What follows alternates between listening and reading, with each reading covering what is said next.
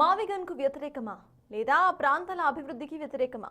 చంద్రబాబు సమాధానం చెప్పాలని అన్నారు మాజీ మంత్రి గుడివాడ అమర్నాథ్. అవినీతికి చట్టబద్ధత చేయడం కోసమే రాజధాని తీర్మానం చేశారన్న అమర్నాథ్ వ్యాఖ్యలకు కౌంటర్ ఇచ్చారు శాసనమండలి చీఫ్ విప్ పంచుమర్తి అనురాధ. తండ్రి అధికారాన్ని అడ్డం పెట్టుకుని రాష్ట్రాన్ని దోచుకున్న జగన్ అసలైన దోపిడీదారుడని అన్నారు. వైసీపీకి రాజధానిపై స్పష్టమైన విజన్ లేదని విమర్శించారు.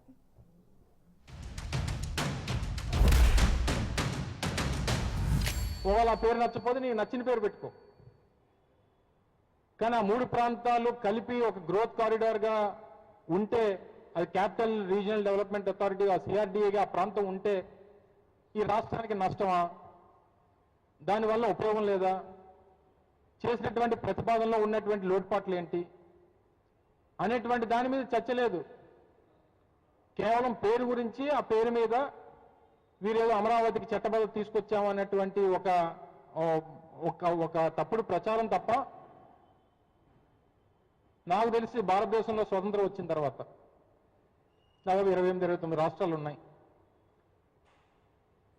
ఏ రాష్ట్రానికి మా రాష్ట్రానికి రాజధాని ఇది అని చెప్పి చట్టబద్ధత చేసినటువంటి ఒక రాష్ట్రాన్ని చూపించండి దేశంలో.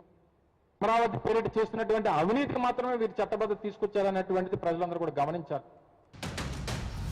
దేశమంతా జాలిపడతా ఉంది.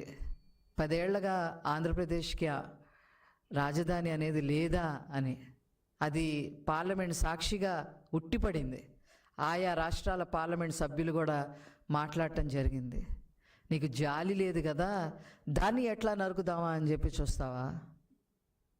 నీ పేటీఎం బ్యాచ్తో రోజుకొకరితో మాట్లాడిస్తావా? నీకు పేరు లేదు, నీ అయ్యకి పేరు లేదు, నీ కుటుంబానికి పేరు లేదు. మీది ఒక చెంచల్గూడ జైలు పార్టీ అంటారు, ఒక మాఫియా పార్టీ అంటారు. ఇవన్నీ ఇట్లాంటి పార్టీని ఆ పేర్లు రాకుండా దోపిడీ పార్టీ అని అంటారు.